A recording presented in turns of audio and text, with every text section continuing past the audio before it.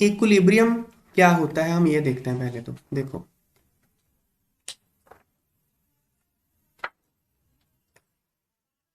देखो हमने जो अब तक केमिकल रिएक्शंस हमने अब तक पढ़ी हैं वो हमने पढ़ी हैं इररिवर्सिबल।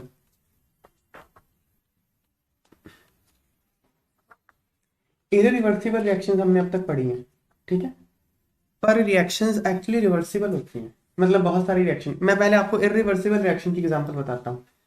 आपने पेपर ले लिया, मतलब कार्बन ही होता है, पेपर कार्बन होता है, उसको कर दिया बर्न, ऑक्सीजन के साथ जला दिया, बर्न कर दिया, ऐश बन जाएगा, वो खत्म, है ना। ऐश कार्बन डाइऑक्साइड वैसे पूरा बर्न करेगा तो CO2 और H2 बनेगा, पूरा बर्न करता नहीं है, कुछ ना कुछ रह जाता है। पेपर को जला दिया, वो जला हुआ पेपर वापस पेपर बन सकता है? नहीं बन सकता, वो एक इररिवर्सिबल रिएक्शन है। या फिर प्रेसिपिटेशन रिएक्शंस होती हैं, कंबशन रिएक्शन हो गई, ये कंबशन ही है। या फिर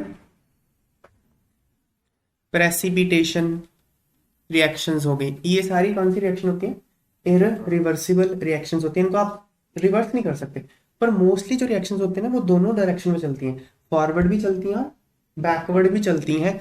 तो देखो, जैसे A+B, इसको ऐसे रिप्रेजेंट करते हैं, half arrow forward half arrow backward, मतलब ये फॉरवर्ड भी जा रही है और बैकवर्ड भी जा रही है, C+D।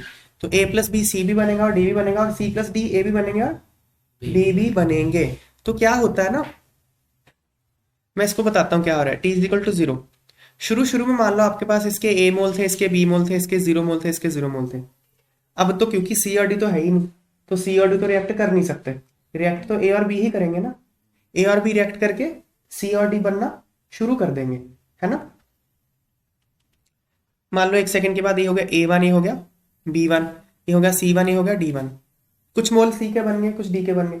अब क्या, जब क्योंकि ये बन गए तो इसलिए बैकवर्ड रिएक्शन भी होना शुरू हो जाएगी, ठीक है। अब क्या हो रहा है, अब A खत्म भी हो रहा है, देखो रिएक्शन फॉरवर्ड जा रही है। अगर रिएक्शन फॉरवर्ड जा रही है इसका मतलब क्या हो रहा है, ए क्या हो रहा है, फिनिश हो रहा है, नहीं। लेकिन अब रिएक्शन बैकवर्ड भी आ रही है, बैकवर्ड आ रही है मतलब ए क्या हो रहा है, फॉर्म भी हो रहा है, वो फिनिश भी हो रहा है, फॉर्म भी हो रहा है, ठीक है। तो फिर इसकी कॉन्सेंट्रेशन चेंज होगी ना। मान लो बहुत टाइम के बाद ये चल रही है रिएक्शन, बहुत टाइम के बाद क्या होगा ना, इनफिनिटी लिख दिया, बहुत बहुत मतलब 2-3 घंटे बहुत होते हैं, डिपेंड करता है तो रिएक्शन कौन सी है। मतलब इसका आ गया A2 B2 C2 D2। बहुत समय बाद आप देखोगे ना कि जिस स्पीड से ए बन रहा है उसी स्पीड से ए खत्म हो रहा है। समझ में आई बात? मतलब जो इसको कहेंगे RF, इसको कहेंगे RB। यहाँ पे इस केस में क्या था, RF was more than RB, इस केस में था RF was more than RB। मतलब फॉरवर्ड रिएक्शन का रेट ज्यादा है, बैकवर्ड रिएक्शन तो है ही नहीं, यहाँ पे तो है ही नहीं बैकवर्ड। यहाँ पे क्या, आगे ज्यादा तेज गति से जा रही है रिएक्शन, पीछे कम तेज गति से आ रही है, मतलब ए खत्म ज्यादा हो रहा है और बन कम रहा है, तो फिर ए की कॉन्सेंट्रेशन कम होती रहेगी। लेकिन अगर ऐसा हो गया कि जितनी गति से ए बन रहा है उतनी गति से ए खत्म हो रहा है, तो क्या होगा, क्या ए की कॉन्सेंट्रेशन चेंज होगी, A2 की वैल्यू चेंज होगी? बताओ, चेंज नहीं होगी। नहीं चेंज कैसे होगी, मान लो इसके 5 मोल थे, मान लो A2 की वैल्यू 5 है, ठीक है। तो A2 के 5 मोल है, एक मोल खत्म हो गया, कितने बचे, 4, एक मोल ही बन गया, कितने बचे, 5 हो गए। तो जिस स्पीड से ए खत्म हो रहा है उसी स्पीड से ए बन रहा है, तो क्या ए की जो नंबर ऑफ मोल है या कॉन्सेंट्रेशन है या प्रेशर है वो चेंज होगा? नहीं चेंज होगा। इसको हम कहते हैं इक्विलिब्रियम। क्या कहते हैं इसको? तो इक्विलिब्रियम पे क्या होता है, फॉरवर्ड रिएक्शन का रेट बैकवर्ड रिएक्शन के रेट के इक्वल होता है, फॉरवर्ड रिएक्शन का रेट बैकवर्ड रिएक्शन के रेट के इक्वल होता है, और जो भी कॉन्सेंट्रेशन प्रेशर है रिएक्टेंट्स का वो चेंज नहीं होता। ये बात समझ में आ गई? कॉन्सेंट्रेशन या प्रेशर या टेम्परेचर भी कह लो, कुछ भी कह लो, टेम्परेचर, कलर, कुछ भी, नो चेंज, कोई भी चेंज उसमें नहीं हो। इसका मतलब ये नहीं कि रिएक्शन नहीं हो रही, बात में फर्क है। क्या, क्या ए, जब इक्विलिब्रियम आ गया क्या ए और बी में रिएक्शन नहीं हो रही? हो रही है। क्या सी और डी में रिएक्शन नहीं हो रही? हो रही है। तो फिर ए और बी के मोल क्यों नहीं चेंज हो रहे? क्योंकि जिस स्पीड से वो बन रहा है उसी स्पीड से वो खत्म हो रहा है। रेट ऑफ रिएक्शन इक्वल है फॉरवर्ड और बैकवर्ड, इसका मतलब ये रिएक्शन नहीं हो रही, ऐसा नहीं है। तो इसको कहते हैं equilibrium is dynamic in nature. Static नहीं है, स्टैटिक मतलब रुक जाना, डायनामिक मतलब चल रहा है। तो इक्विलिब्रियम रुक गया या चल रहा है? चल रहा है, रुका थोड़ी है, रिएक्शन रुक थोड़ी गई है। तो इक्विलिब्रियम डायनामिक होता है नेचर में। ठीक है। अच्छा, इसका एग्जाम्पल सिंपल, एक तो समझ में आ ही क्या होगा वैसे, एक सिंपल एग्जाम्पल बताता हूं। मान लीजिए आपके पास एक बकेट है, बकेट की जो पानी की हाइट है वो है 10 सेंटीमीटर। ठीक है। इसमें आप ऊपर डाल रहे हो पानी 5 ml/सेकेंड। 5 ml/सेकेंड से आप ऊपर से पानी डाल रहे हो, नीचे होल है जहां से पानी जा रहा है 5 ml/सेकेंड से। तो जिस स्पीड से आ रहा है पानी उसी स्पीड से नीचे जा रहा है। तो क्या इसमें चेंज होगा लेवल? नहीं होगा। तो आप क्या कहोगे, पानी आप ऐड नहीं कर रहे, ये डायनामिक है, स्टैटिक थोड़ी है ये। दूसरा ऑप्शन क्या है, बस ये खड़ा है ऐसे, 10 सेंटीमीटर हाइट है, ना तो पानी डाल रहे हो ना निकाल रही है, स्टैटिक हुआ। समझ में आ गई बात? तो इक्विलिब्रियम क्या होता है? डायनामिक होता है। क्लियर? क्वेश्चन देखते हैं, सिंपल सा क्वेश्चन है इस पे, देखो। Which of the following is not a general characteristic of equilibria involving physical process? तो इसमें से कौन है जो इक्विलिब्रियम का कैरेक्टरिस्टिक नहीं है? थर्ड देखो, all physical processes stop at equilibrium. क्या इक्विलिब्रियम पे सारी प्रोसेस स्टॉप हो जाती है? नहीं, स्टॉप तो नहीं होती, होती रहती है, लेकिन फॉरवर्ड और बैकवर्ड रिएक्शन का रेट इक्वल होता है। तो थर्ड पार्ट गलत हो गया, गलत ही बताना था, थर्ड हमारा आंसर है। बाकी भी देख लेते हैं। Equilibrium reaction is possible only in A close system at a given temperature. ये ऐसे बात सही है। क्लोज सिस्टम क्या होता है? जहां से मास एक्सचेंज ना कर सके। तो आप सिस्टम में से रिएक्टेंट बाहर थोड़ी फेंक दोगे, वो तो अंदर ही रहने चाहिए ना। जैसे देखो, इक्विलिब्रियम ना क्लोज सिस्टम में पॉसिबल होता है, ओपन में पॉसिबल नहीं होता। ओपन में तो उसका मास ही बाहर चला जाएगा, मास तो कंजर्व रहे। यार ये रिएक्शन हो रही है ABCD में, इसमें थ्रू आउट द रिएक्शन मास तो सेम ही है। A और B रिएक्ट करके C और D बन भी गए, चाहे मास थोड़ी ना चेंज हो जाएगा टोटल। तो आपने ये नहीं करना कि एक उठा के बाहर फेंक दिया, बाहर थोड़ी फेंक दोगे। क्लोज सिस्टम होना चाहिए। समझ में आ गई बात? है ना? तो क्लोज सिस्टम में होना चाहिए। जैसे इसका एग्जांपल ये है, इवेपोरेशन ऑफ वाटर, आपको इससे समझ में आएगा। बहुत कॉमन सेंस है, देखो आपने केमिस्ट्री पढ़ी भी नहीं है लेकिन फिर भी बता दोगे आप। ये क्लोज्ड कंटेनर है, इसमें मैंने पानी रख दिया। ठीक है, क्लोज्ड कंटेनर में वाटर रख दिया मैंने, ऊपर वैक्यूम है फिलहाल। जब आपने पानी रखा था वैक्यूम था ऊपर, तो क्या होगा, क्या ये इवेपोरेट नहीं होगा? वेपर बनने लगेंगे? क्या सारा इवेपोरेट कर जाएगा? नहीं, हम बॉटल में पानी लेके जाते ही हैं, बॉटल में पानी अंदर होता है, सारा इवेपोरेट ही कर जाता है, होता है। तो वेपर भी तो होते हैं, तो क्या होता होगा, इस वेपर में और इसमें इक्विलिब्रियम होता है। जितने वेपर बने उतना ही पानी, जितना पानी वेपर बना उतना ही वेपर पानी बन गया। यहाँ इक्विलिब्रियम चलता रहता है कि नहीं? लेकिन अगर मैं इसको ओपन कर दूं तो क्या होगा? पानी छोड़ दो गिरा के नीचे, क्या होगा? सारा का सारा क्या बन जाएगा?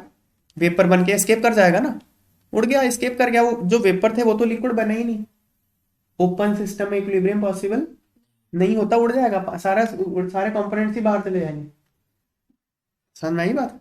Contents of the system should not escape the system. ठीक है ना? तो क्या हो गया, equilibrium is possible only in A close system, ये बात सही है। All the measurable properties of A system remain constant, ये बात सही है। सिस्टम जब इक्विलिब्रियम पे आ गया तो जो भी इसकी मेजरेबल प्रॉपर्टीज हैं, pressure, temperature, volume, density, colour, जो भी है ना, ये सब जिनको भी आप मेजर कर सकते हो वो चेंज नहीं होती। ठीक है ना? ये भी बात सही है। Opposing process occur at the same rate and there is dynamic but stable condition, ये बात है। अपोजिंग मतलब फॉरवर्ड और बैकवर्ड, फॉरवर्ड और बैकवर्ड आपस में अपोज ही करती हैं। एक रिएक्शन ए रिएक्टेंट को खत्म करती है, दूसरी रिएक्शन रिएक्टेंट को बनाती है। तो opposing reaction occur at same rate, नहीं समझ में आ गई बात है? तो फोर्थ भी सही है। अगला देखते हैं, अगला क्वेश्चन सिंपल सा है। Match the following graphical variation with their description. हाँ, ये क्या है, कॉन्सेंट्रेशन कम हो रही है टाइम के साथ। किसकी कॉन्सेंट्रेशन टाइम के साथ कम होती है, प्रोडक्ट की या रिएक्टेंट की? प्रोडक्ट। रिएक्टेंट की कम होती है ना टाइम के साथ। भाई हाँ रिएक्टेंट ठीक है। प्रोडक्ट में कन्वर्ट हो ठीक है। जाता है, यस। तो टाइम के साथ रिएक्टेंट की कॉन्सेंट्रेशन कम होती है, तो variation in reactant concentration with time, तो वन का क्या आ गया, सी। सी आ गया। ठीक है, फिर ये क्या हो रहा है, ये कॉन्सेंट्रेशन बढ़ रही है टाइम के साथ, किसकी बढ़ती होती है, प्रोडक्ट की। प्रोडक्ट की बढ़ती होती है, तो ये क्या है, variation in product concentration with time. ठीक है, थर्ड, थर्ड का बी आ गया बस। ठीक है, इक्विलिब्रियम पे कब आएगी रिएक्शन, इक्वल हो जाए कॉन्सेंट्रेशन। देखो यहाँ पे वैसे ग्राफ तो थर्ड का बी तो ठीक है, ये थोड़ा मिसलीडिंग है ग्राफ। ये बोल रहा है कि कॉन्सेंट्रेशन इक्वल हो गई, इक्वल होना जरूरी नहीं है। मैं आपसे ये क्वेश्चन पूछता हूँ, देखो ये ग्राफ है, इक्विलिब्रियम का ग्राफ है, ये मैं बोल नहीं रहा कि नहीं है ये, लेकिन सिर्फ ये मिसलीडिंग पता क्या है, ये बोल रहा है कि रिएक्टेंट और प्रोडक्ट की कॉन्सेंट्रेशन इक्वली हो गई, ऐसा नहीं है। देखो आप, कॉन्सेंट्रेशन वर्सेस टाइम, ये ऐसे और ये ऐसे, मुझे बताओ क्या ये ग्राफ इक्विलिब्रियम का नहीं है, ये है कॉन्सेंट्रेशन ऑफ रिएक्टेंट, ये है कॉन्सेंट्रेशन ऑफ प्रोडक्ट, ये भी इक्विलिब्रियम ही है।